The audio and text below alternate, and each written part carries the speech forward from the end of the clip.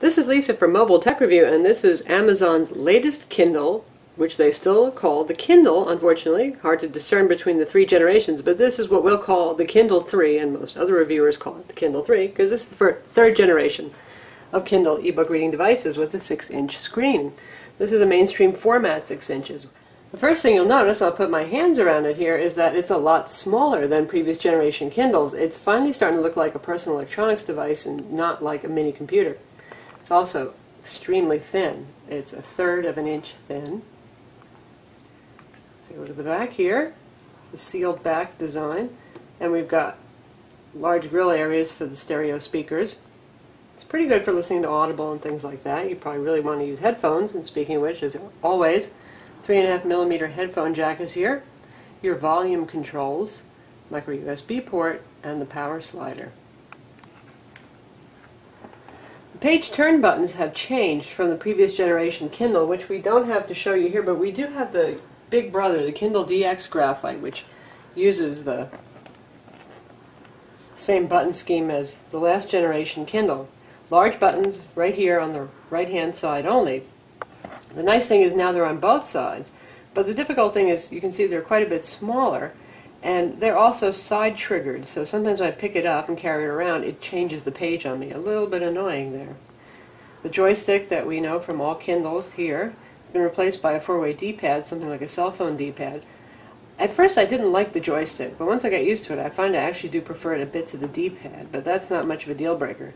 What can be annoying is you've got to be careful if you're hitting the corners here. You might accidentally hit these buttons, which are pretty close, because the menu, back, and home buttons that used to be on the side spine have been moved to the keypad area, so Amazon could make this 21% smaller than the previous generation Kindle.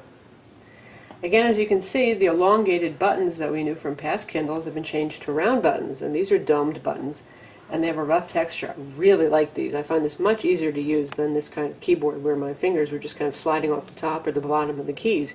You really stay centered here. This is quite pleasant. Here we're going to do size comparison with three popular readers. Here's the Kindle 3, obviously. This is the Kobo reader that's offered by Borders and sold directly by KoboBooks.com as well. And here's the Barnes & Noble Nook. Now they're all 6-inch readers, and it used to be the Nook was one of the smallest around. Then Kobo came out and they were pretty teeny, and now Amazon's outdone them with a device that's just about the same in terms of height and width and is significantly thinner. We'll take a look at the side view of these. You can see on video, the Nook is by far the thickest and the heaviest. For some reason the Nook is just a heavy ebook reader, while the new Kindle is 8.7 ounces for the one with Wi-Fi and 3G, making it incredibly light and light as a paperback book, as Amazon likes to point out.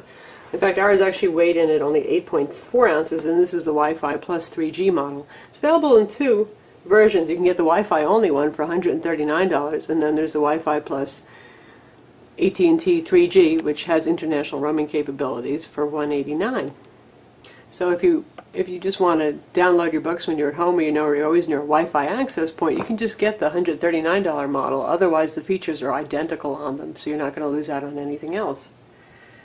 The big issue, and this is going to be hard to see on video, is the increased contrast. Like the Kindle DX Graphite, this uses the new Pearl e-ink display that has significantly higher contrast. Particularly blacks are blacker. The background's not that much whiter, it's a bit whiter, but the blacks are really black.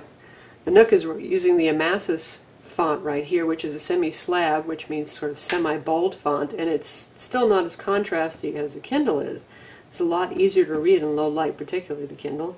And the Kobo here is the lightest, looking fairly faint.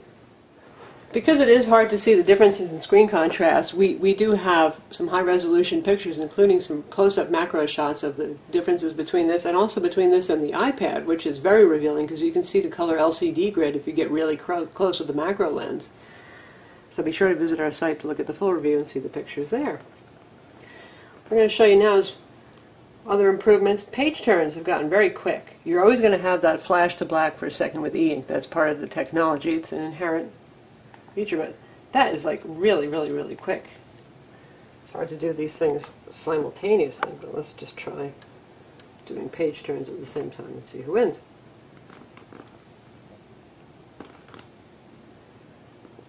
Kindle. Obviously faster than Nook at page turns. And that's just reading an Amazon book. This one also handles PDFs and Mobi format books for those of you who have the older Mobi format. And we're going to take a look at PDFs in a minute, but first I'm going to show you some of the features. For text management, as you can see here, you can choose from 8 different font sizes. You can change the typeface between regular, condensed, and sans serif. You can change your line spacing, words per line, turn on text-to-speech if you want to hear a robotic voice, which we'll do for you in a minute, and you can switch the screen orientation. Unlike the graphite Kindle DX, this doesn't have an accelerometer in it, so you're manually going to choose which orientation you want, but you can have it any of 4 ways, including using it upside down if that floats your boat. Let's turn on text-to-speech for a minute so you can hear that. You have your choice of male and female voices. They're really the same voice, just set up or down a pitch, depending which gender it's supposed to be. This route through every back road and utilizing every hillock and piece of shelter we could find. The sky above us was streaked with scudding clouds and getting darker by the minute. The mobile phone rang again. We were booked into a hotel in Wimarooks, just outside Boulogne. And they'll take the dog and cats, yes, no problem, the fools. Okay, that's clearly not going to replace your Audible book collection anytime soon, but it does have its uses. Again, text-to-speech is not always available in every book. It's up to the publisher as to whether or not they want to allow it. It seems to me like most of them are allowing it, though. Here we have the front screen, which now supports collections, though we haven't created any here yet, and not much has changed. You can sort in a variety of different ways. We're going to take a look at PDF right now. PDF handling is greatly improved and now rivals the Kindle DX. Graphite, in fact, it has a couple of features that we'd like to see on the Graphite. We probably will, the most important being adjustable contrast. That's the first that I've ever seen on a US e-ink e-reader display where you can change your contrast. So here we've got a PDF manual. Page turns here are also very quick. Text is teeny but readable. Given the 6-inch display, it's not really ideal for PDF. They're usually meant for a much larger print size format. And here's something with a picture. And now we're going to zoom in. And we're not going to destroy the layout in the process, which is pretty cool. So let's move it up to 200%. And you can see here there's also an option for contrast. We're at default right now, which is perfectly adequate. You can also make notes and highlights in PDFs now and access the dictionary, which is pretty cool. So you get a zooming rectangle to select the section that you would like to zoom in on, and we're going to choose that, and there it is. The layout is still intact.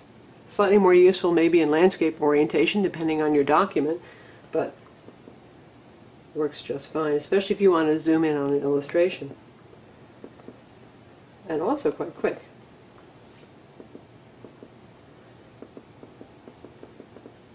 Now the zoom is only per page. It's not going to flip over to the next page if you keep hitting the D-pad. Last thing we're going to take a look at the web browser, which again is greatly improved even over the Kindle DX Graphite.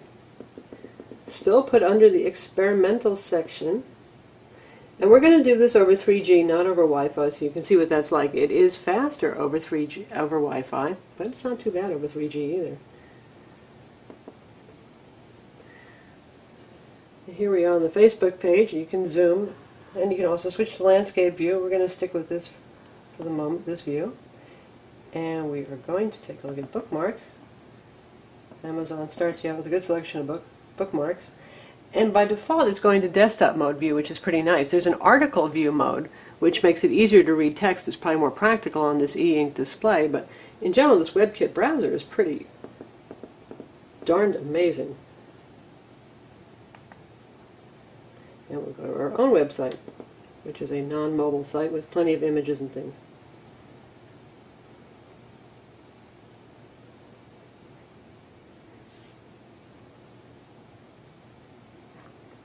That's not bad. In terms of load speed and in terms of rendering, I mean, that's what our site should look like. And it's still working on loading the ad on the right-hand side of the page. And there it is.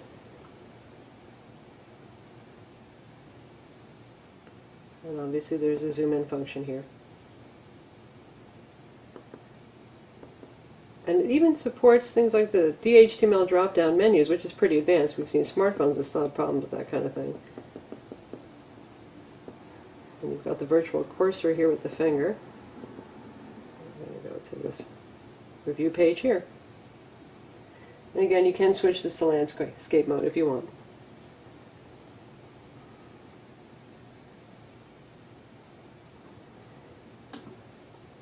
This page has a lot of images on it and a video, which we won't be able to see because this browser does not have Flash. But again, the rendering is amazing. Even deal tables on the side here and Amazon advertisements. There's the photograph. And still working on loading the page. While it's working on loading the page, you don't get to control very much. We'll do a zoom in now so we can see how that works. Zoom in on the nice photograph.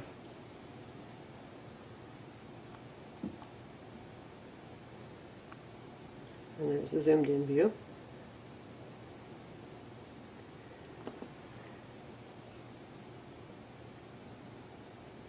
And we'll switch to article mode now.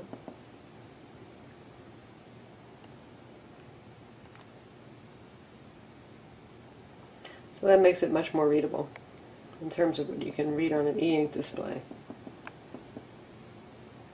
And it keeps the pictures too. Just formats it to flow very nicely in a single column, and it makes the font size large enough that you can actually view it. I wouldn't say that you're going to exactly give away your smartphone at this point, but for an e-ink browser, it's pretty darn good. So that's the Amazon Kindle 3, otherwise known as just Amazon Kindle on Amazon's website. It is available now. It just started shipping, and they are back ordering them at the moment because they seem to be selling so well. Visit Mobile Tech Review to read our full review.